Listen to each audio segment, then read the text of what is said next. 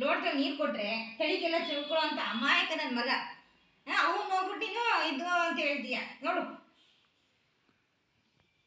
ಅವನ್ನ ನೋಡ್ರೆ ಇನ್ನೊಂದು 19 ವರ್ಷ ಮದುವೆ ಮಾಡಬೇಕು.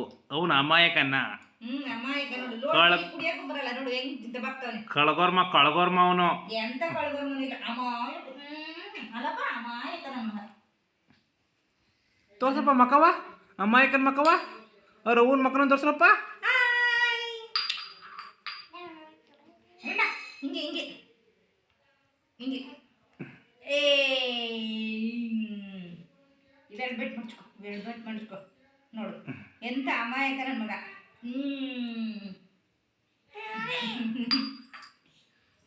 ಎತ್ತಪ್ಪ ಕತ್ತ ಲಾಸ್ಟ್ ಅತ್ತಿ.